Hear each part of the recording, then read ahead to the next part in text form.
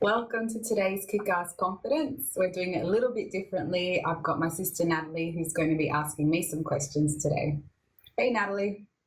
Hi, How you I'm going? excited to take on this role of being the interviewer this week. You were my first interviewee and I realise this is the 7th month now, so yeah, Time's flown since then.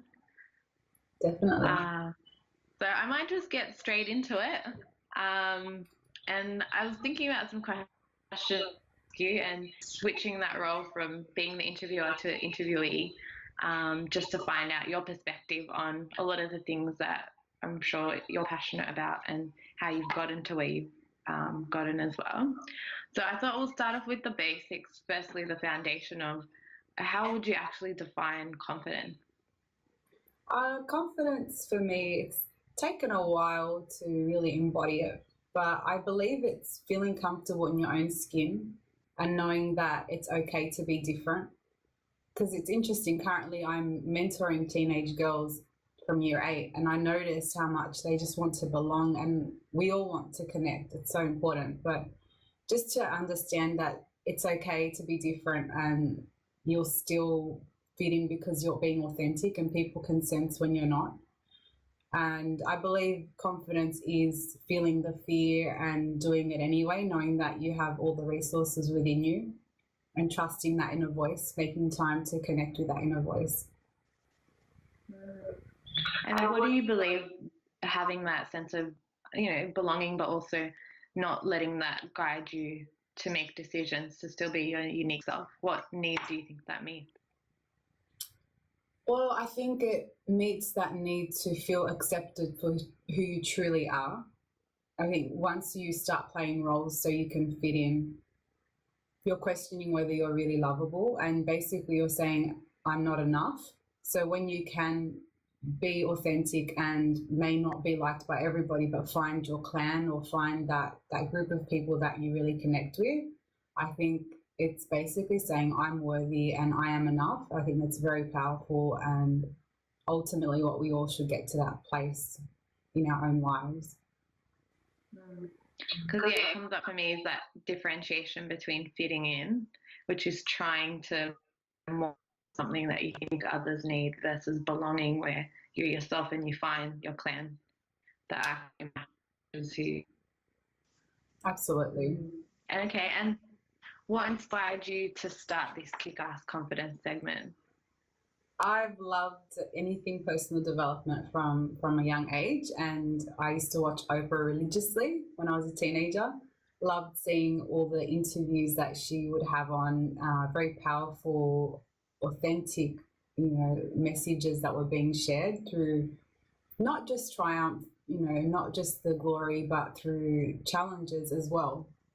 And I find, social media, while it's a great way to connect with people, I think a lot of the time people are feeling pressure to show one side of their lives and how great everything looks.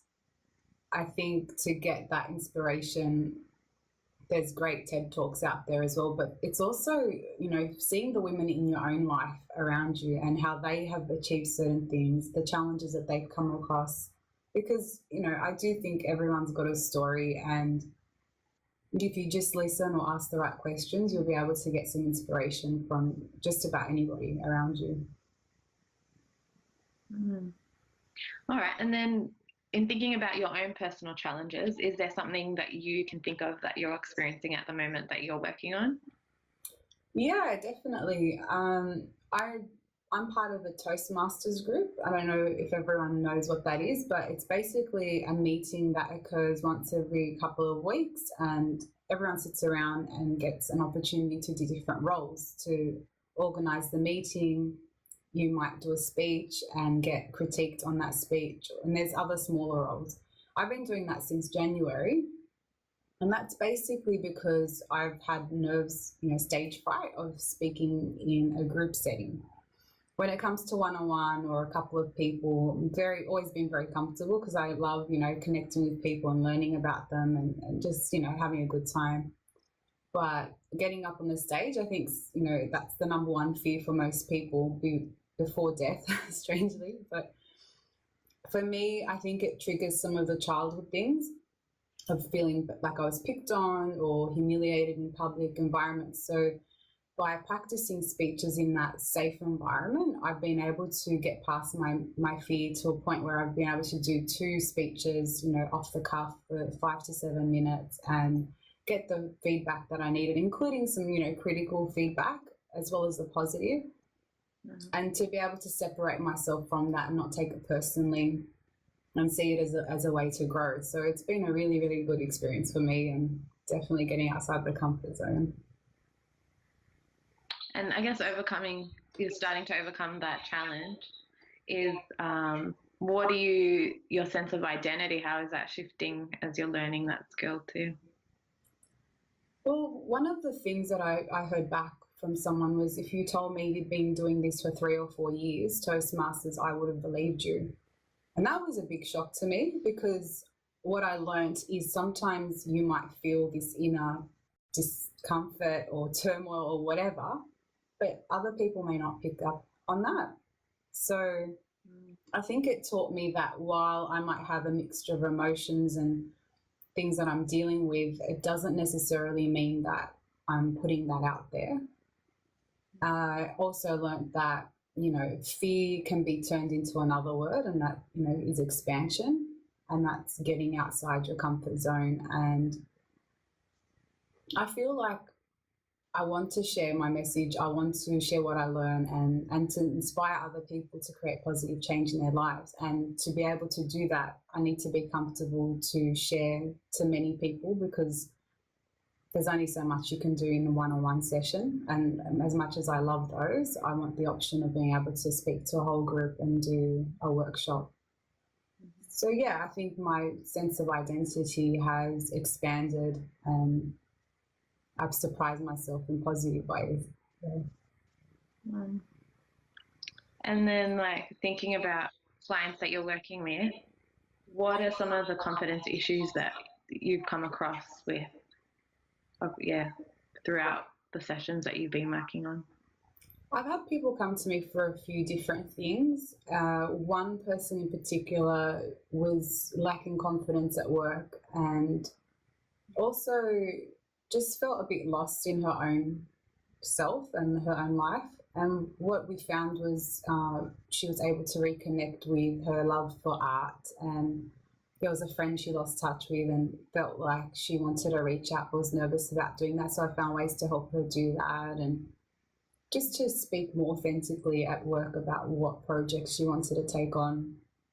And just making those tweaks were really made such a big difference. And another client, he'd been through a divorce, and his 10-year-old son was really disconnected. They weren't really having, a good time together, and he found that his son was on computer games a lot.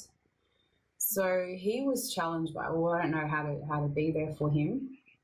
And the confidence, shifted when I was able to help him think of ways to connect with him in a more natural way, outdoor settings, systemize his time as an entrepreneur so I could spend more time with him, and just even have authentic conversations going, I really want to connect with you more. And, or, I don't know what it is that you would like. What do you consider fun? And, I'm here, I care, talk to me if there's ever anything going on. Because I think a lot of the time we feel this pressure that we have to know everything. We have to be, the one that's got their shit together. And when you give someone permission to be a bit more vulnerable and authentically, connect with someone else, then it really then opens up doors for that other person to give back in a different and more fulfilling way. So it sounds like with those examples that often people have a challenge that they're experiencing, but can probably lose a sense of hope because they don't know how to actually meet that goal or change what their circumstances are. And really, what your passion and what you're doing is helping people actually bring that goal to life, and also get creative about how to do that, whether it's connecting with other people, speaking more authentically, using their creativity, and doing things that actually meet what their frustrations are. Yeah, definitely. And I just find when people look at the end goal, they feel stuck because how am I going to get there? So I strip it all back and I come back to where they're at in that particular moment. And also to really look at that person's values, because they may think that they want a certain thing, but they don't know deep down why. They just know the surface reasons. So, why do you want a certain amount of money at work? And it's like, oh, well, I deserve it or whatever. But then when you look down deeper, they like to travel, and to be able to fund traveling, you need to have a certain income, the type of way a person wants to travel. And so when you get to the heart of what their real core values are, people's inspiration starts to amp up. Interesting. And what are common values that you see amongst people? Definitely one is connecting relationships. It's a lot to do with people. Another one is finding passion in their work. That's a big one. I think a lot of people don't feel passionate about what they do and don't know how to take that step out, and because it can be very scary.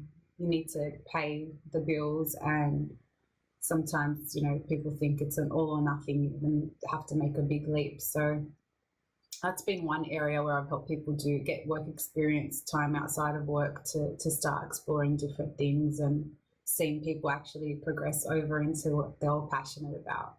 That's been really awesome to watch.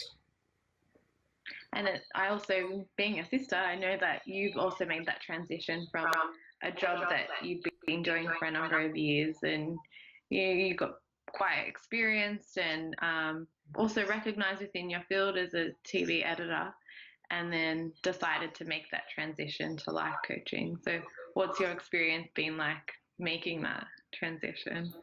Well, it was something I'd been wanting to do for a long time, and I finally took the plunge when I just felt it was, I'd been in an industry that, while it fulfilled the creative part of me, in some other ways I felt like it was very incongruent with my values.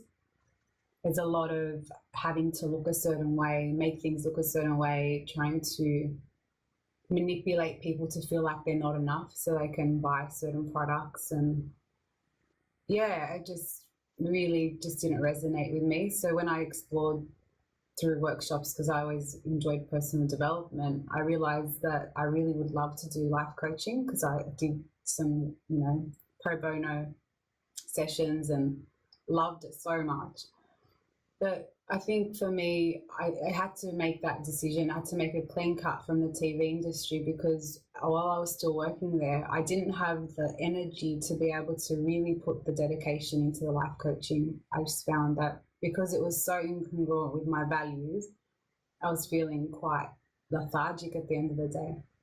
So I made the decision last year, and I cut off completely and gave myself a few months, to set up my business, and had got married and had a big honeymoon in between.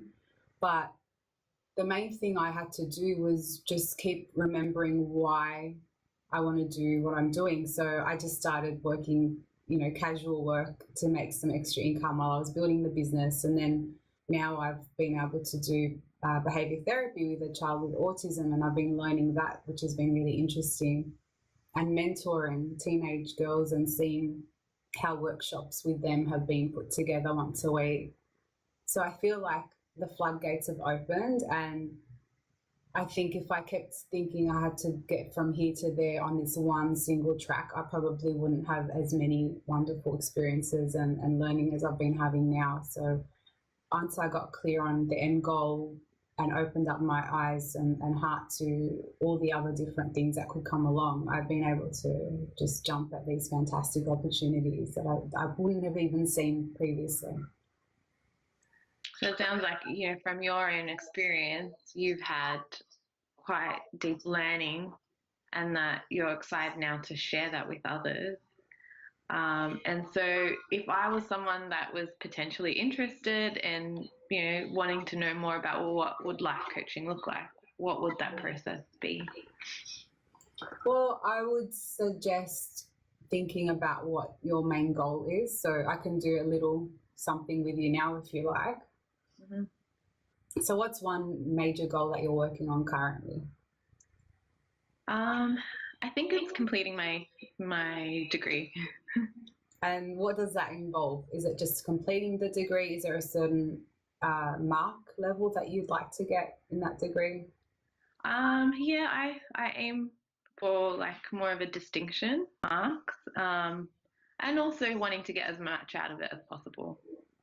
Okay, so when you break it down into smaller things, you would then, I would say, let's go and look at distinction. What does that involve? How many hours a day? How many hours a week? And is that realistic with everything else that you've got going on? So I'd get you to write down everything you've got, including work, other activities that you do. Like I know you do flamenco dancing, so that would be another thing that you'd put in. So everything that's a non-negotiable that you have to do, you put that as your foundation, and then you would work out how many hours you want to dedicate to studying to make sure, and then look at your work, your life balance as well. So exercise, socializing with friends, trips that you might take, and perhaps why. You write down the reasons why you want to get a distinction value, and then why do you want to get the most out of that degree. So it just becomes really crystal clear to you, and you've got it all written on paper and it's out of your head. Because I find when people thinking about something and not actioning it, it tends to just become this frustration and an endless cycle, and people start to believe that they can't achieve what they want to achieve. And I find different clients work differently. Some people love the list writing, 100 reasons why I'm worthy of having, this amount of money in my bank account, or to get the distinctions or whatever. Other people might love doing meditation. So I do visualizations with people as well. And that helps rewire the brain too. So you can do writing exercises to help rewire the brain, visualizations. There's quite a few different ways to work with it, and I believe it's up to each individual client to co-create that experience with. And each session I find is quite different as well, which is cool, because different challenges come up in different areas of life, and what one person's core values are can be completely different to another person as well. And it sounds like that same level of creativity that you had in TV, that you're utilizing there, you're also utilizing it in your life coaching and adjusting what is needed for each client that you come across. Absolutely. Yeah, because I find that this profession has been perfect for me in fulfilling the creative part of me, and the part of me that really wants to help. And like, there's nothing that I love more than seeing a person transforming their lives. I see that they want that, and they're doing the work, and then just to see that look on their face when they've achieved something that they never thought they could achieve, before, it's the best feeling. Wow. So you actually see shifts, and you value noticing that change that people are making through working with you as well. Yeah, just even, posture change and softening of the face, and more jovial, or sense of humor coming back, things like that, just those subtle things that you notice, as well as them achieving that goal. Because ultimately, I just think life is so precious that I want people to thrive in it, and I want to have a good time as well. So I don't like to make the coaching sessions, drab, because I'm sure when you're working on your goals on your own, we can kind of whip ourselves a lot. So I will give a decent amount of goals. I tend to stick with 3 goals between each session, and make sure that they're realistic and achievable and measured. But I also like to, get a few laughs out of my clients, so they know like not to take themselves too seriously either. So there's like a focus, but also a lightness to that focus. Absolutely. Yeah. All right. And what are some tips you'd give someone in where do you start to try and build self-confidence? There's different ways to go about that, but my first area that I would look at is, what's your self-talk? And I find that there's a lot of negative self-talk a lot of the time. And how do you build that relationship with yourself and become your own friend? So ways I would do that is get a person to write down 100 reasons why they love themselves. And that includes physical appearance, that includes every single characteristic that they can think of, compliments other people have given them. And I'll get them to read them out first thing in the morning and last thing before they go to bed for a minimum of 7 days. It's nice to be able to read it out loud, but if you've got someone there sleeping next to you or whatever, you can read it, in your head. And I find when you do it at those times of day, the ego isn't in full control. You're in between sleep and wake state, and it tends to really have more of an impact on rewiring the brain. And that's what it comes down to. If you've been hard on yourself for 3 decades because that's what you learned, maybe one of your parents was a perfectionist and they were quite negative, and you driving down that road every day, oh, what an idiot, why did I do that? Oh my God, I did that again. How embarrassing, I'm such an idiot. And then to actually start saying, oh, that's a mistake. What did I learn from it? I'm human. I learned from these things. I'm allowed, it's okay. And so the more that you start doing those things, and it feels uncomfortable at first, but the more it starts to become this new path that you're driving down, and you catch yourself out when you're being hard on yourself, and then you're not feeling as down for as long. So that's one area I definitely focus on. And I find that's kind of come up more with the female clients that I've worked with. Another thing that I tend to do is to help them get a sense of a boundary as well. And sometimes I like to do that in a psychic kind of way, in an energetic boundary, as well as, verbalizing no. It's okay to say no if there's something that you're not interested in doing. So I get them to picture a big bubble around them and a protection, and picture that space. And this is where I end and that's where you begin. Because for a lot of people, I think boundaries are strict from a young age, and kids having tantrums and saying no. It's like, how do you get them to kind of listen? And you got to be careful though to negotiate with kids as well at times, because otherwise then they feel like they don't have an ability to have a different preference. I think the third way is just to remind people of how they have contributed in the world already. I worked with one client and she had really low self-esteem because she'd been knocked back for jobs, and she also was being underpaid, overworked. She just, really down the dumps. And I looked at her resume and I had known a bit about her, so I started picking away at all the things that she'd done. By the end of it, we had this whole page list of things that she'd done in her career as well as, in her own spare time that contributed to how she did her work and what value she provided. And I think that just really opened up her mind as well. So I think it's just asking the right questions and finding where they've got their weakness in their confidence and their boundary, and working with that, really. What's a favourite quote that you have? I really like the one, "This too shall pass." It's in an India RE song, but I love the whole line that she says, "I hear the angels whisper. I hear the angels whisper that this too shall pass."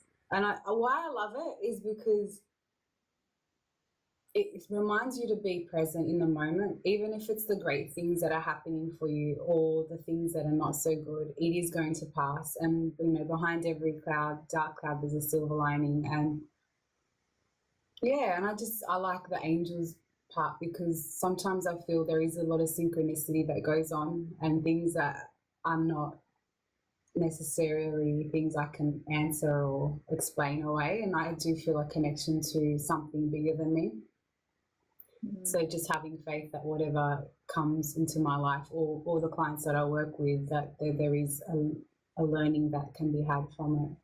All right. Was there any final things you wanted to share with people today? I would just say, if there's one thing that you can do each day towards building that confidence or working towards a goal that you're really keen about, ask yourself what it is and follow through on that. Because if you just did that once every day, you'd be amazed after a month what you will notice that you've achieved. So it's the little things that can then contribute to something bigger. Absolutely, yeah. All right. Well, thank you. I learned a lot, and I value what you do because I can see the passion and the joy that comes from what you share about what you do. So it's exciting, and I'm excited to see this continue to grow and continue to impact more people. Thanks so much. Appreciate it, and thanks for asking some good questions. My pleasure. Take care.